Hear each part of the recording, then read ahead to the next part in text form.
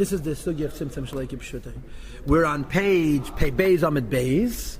That's page 164 by the dot. There's only one period on the page. This is yesterday's Shia. The Alter Rebbe was saying that even though that mitzad Hashem Adnai, there's man and there's mokum and there's a world, but there is something called Shiluv Havaya Be'adnus, which means that Ein Sof is all over. This is another issue altogether, right? And I don't want to repeat the same things again and again and again. But according to philosophy, the achdus between the Eibishter and the world is because the malachim that Hashem creates the world with have no free will. They're at his disposal. According to Kabbalah, we say the spheres are mamish one with the Eibishter, and therefore we say Havayahu Holikim. But now we're adding a third achdus. This is really a Hasidic achdus. And the third achdus is not that the tools that Hashem employs in creation are one with the Eibishter, but that the creation is in the Eibishter, because the Eibishter never left. Hashem is everything. Hashem is everywhere. Just like before creation, there was nothing besides for Hashem. Now too, there is literally nothing besides for Hashem, and that's why he brings this V'hini Mashakos of Yuvan. The thing we said in yesterday's shtickle teaches us.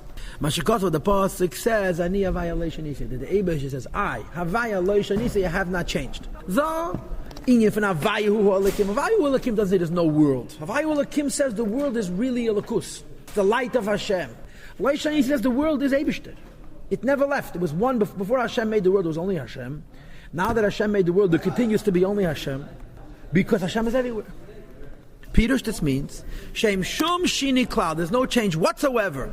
That just as Hashem was the only thing that existed prior to creation. It's almost word for word from Tanya Pedikov.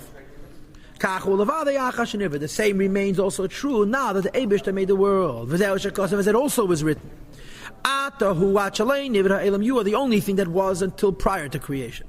And now you continue to be the only thing that was. Even now that there is a creation, there's no change in the Eibishter at all. Stop. Why? Because what did the Eibishter make the world out of? Himself.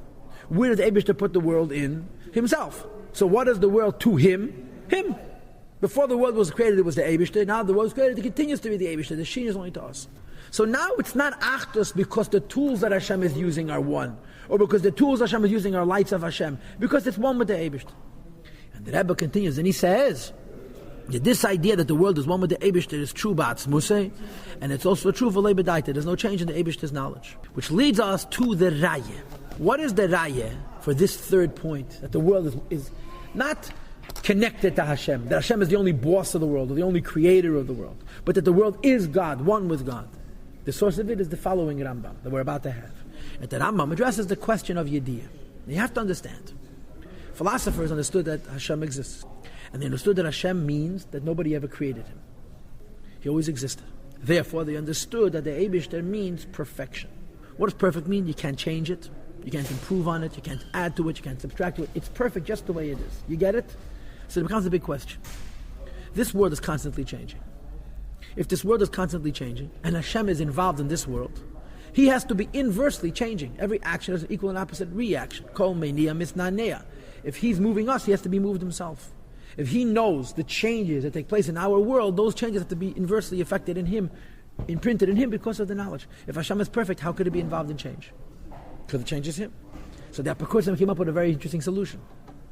Hashem doesn't know what's going on. Not only He doesn't know, He cannot know. The only place Hashem could be involved is in a world that never changes. And in the language of the philosophers, this goes on the heavens, because the heavens are going around in a circle. Bitnua bilti nifsekes, bligvul. So there's no change, just keeps on spinning the heavens like a record that never stops. So since there's they believe in an Eibishter who doesn't create yesh meyayim, only yesh meyesh. And therefore his havas does not have to be b'chol rega. So his havas doesn't have to be b'chol rega. And he not only he isn't involved, he cannot be involved. Now the Rambam is supposedly teaching philosophy, but the Rambam disagrees with every one of those nekudas. First of all, he believes in yesh meyayin. Hashem made the world from nothing. And if they made from nothing, he has to make it every single second. And if it's made from second, he has to be involved. And chutz means that we believe that Hashem, we believe in, not only believe in Hashem knowing what's happening in this world, we believe in reward and punishment. We believe in free will. How could any of these things be taking place if Hashem doesn't know what's going on? So the Rambam has a very, very big problem. Philosophically, how can an unchanging God be involved in a changing world, and it shouldn't have an inverse change effect on him?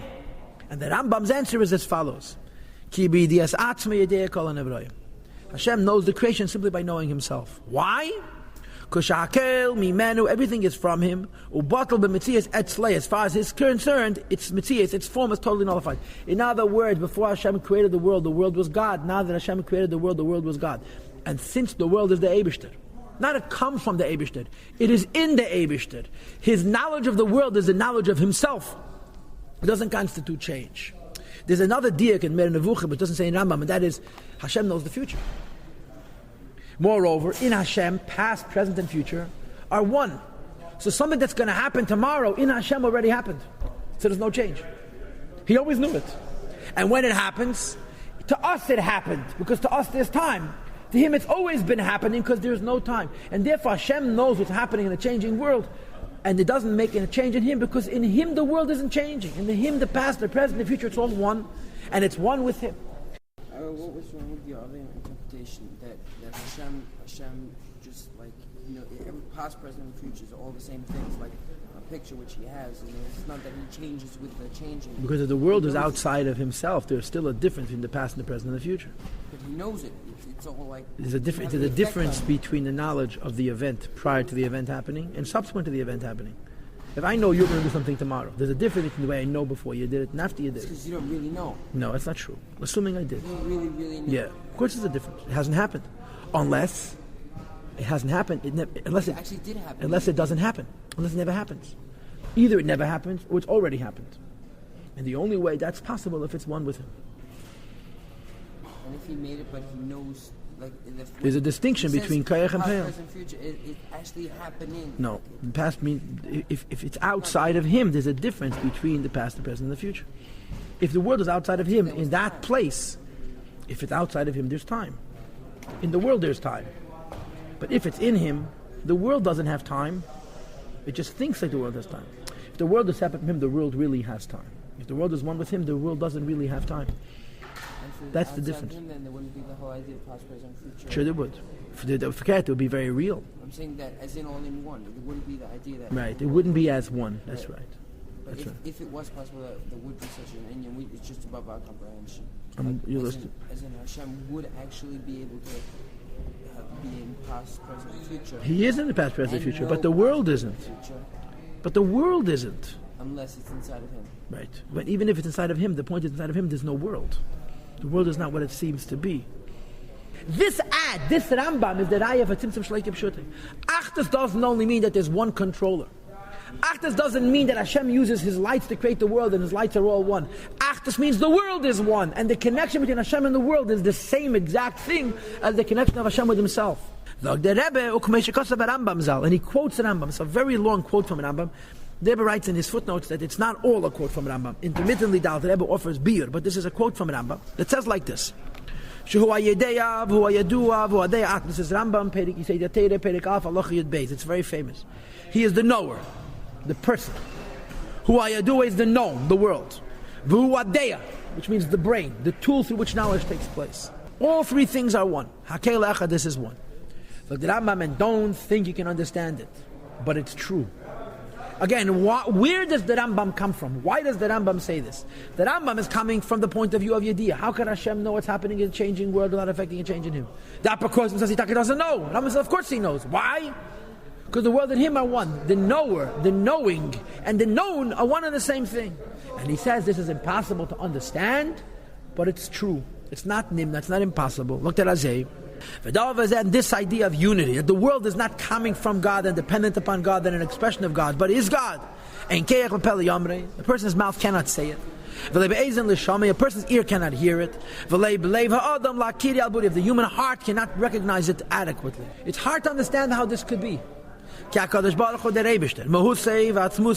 Himself and his ability to know what's happening in this world. And also the world which he's knowing using that ability. Hakal Echad Mamish is all absolutely one. Mikol Tzad from every side, Upina in every corner. Bechol Derech Yichud, every type of union. And Hashem's knowledge is not separate from him, as it is by people. Because by people, how is it by people? Second line from the bottom. You're you, and you have a tool, a brain through which you know. Umurkav. So there's two things. There's you and then there's your mind. The tool with which you know. Murkav means just writing on it. It's secondary. It's divided. When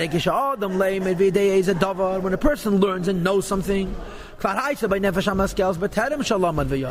the possibility to be intuitive and creative intellectually already existed prior to your learning.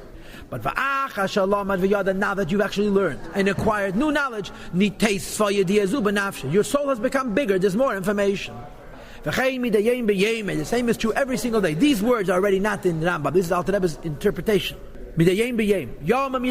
Days speak. More years add more wisdom. Says the Alter Rebbe, this is like a one. There's you, there's your brain, and there's what your brain acquires. But it's not a simple union, and a murkeves, a complex union. Murkev means just riding. There's the person. Riding on the person is the person's brain, and riding on the person's knowledge is the information, which is accumulative, which is constantly changing and being added to. The union of Hashem is plain. There is no one thing riding on another. There aren't three separate things that are grafted together into a union. Chas v'shalom. There's no one thing riding on another, nor a side of division, cloud whatsoever. Hashem, the ability for him to know and what he knows are one and the same thing. Which means to say, not the world is dependent upon God, the world is the Eibishter. It's in Atzmos. It's taka hard to understand, but it's true. The imkain as a consequence. Al karchach, it's implicit. You must say that Hashem himself and his ability to know and what he knows, hakel davar echad mamish, is absolutely one, without any one thing riding on another, without any complexity. And therefore, just as it's not possible for any creation in the world to intellectually reach an understanding of the Eibishter himself, in precisely the same way. Just like God cannot be comprehended, it's impossible to intellectually reach a sense of the essence of what Hashem knows. Because just like you can't know God, you can't know how he knows, because he doesn't know like you know and like I know. He doesn't have a brain.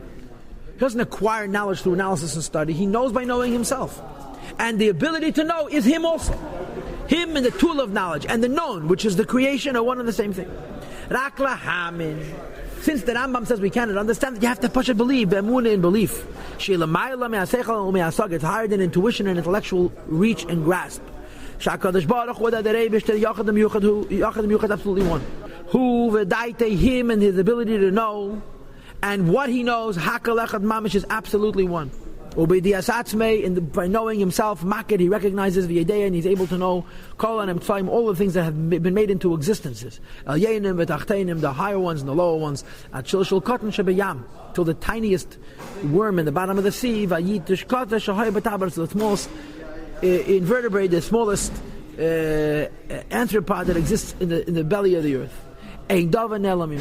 Nothing is unknown to him. And you must understand that this awareness that Hashem has of the creation does not add more to him or make him complex as opposed to plain at all. Why? Because he knows by knowing himself. Hashem and his knowledge are one and the same thing. So we're now adding, like I said to you before, it's not Achdus because Hashem is in charge, because the world is Hashem. Why do you have to say the world is Hashem? Because if you don't say the world is Hashem, Hashem doesn't know what's flying. And if Hashem doesn't know what's flying, you can't believe in Yesh Mayayin. If you don't believe in Yesh Mayayin, you don't really believe in creation. If you don't believe in creation, the world doesn't make any sense. Well, the fish is that Kasha made L'tzayir, since this is very, very difficult to comprehend, which is why the prophet says that just as Kigovu Shemayim Va'aretz, there's a huge expanse between heaven and earth. Cain, in a similar way, Govu Drachai Midarchechem, my pathways are above your pathways. And my thoughts are above your thoughts. It also says, and Alter Rebbe quotes all this in Tanya, Perek Beis in the beginning, if you would search God, would you then find him? It also was written, do you have eyes of the flesh? In other words, you think that with your physical eyes you'll be able to see. Does Hashem see the way we... Does Hashem have eyes of the flesh? Does he see the way people see? Hashem knows and sees and knows things that are outside of himself. And Hashem knows by knowing himself. And Alter Rebbe concludes, which is Perek Av Alach Yud Beis, And he says, V'skimu imu chachmi HaKabbalah. Kabbalah would agree with this Rambam in Atzilus, but not higher than Atzilus. The Pardes explains it. The Alter Rebbe said it in Tanya, in Nago and Perik Beis, in Nago and Perik Memches, and later on in Perik Tes of the Shari Yichud V'Amunah. You have the same Nago again. So this is a new union altogether. That because of the Shaila of Yediyah, it's not enough to say that there's a dependency of Creator and creation. You have to say that there's a oneness with the Creator and creation. And this is the introduction to the Sugya of Tzimtzum Shalei Kipshutai. Dritte Achtas.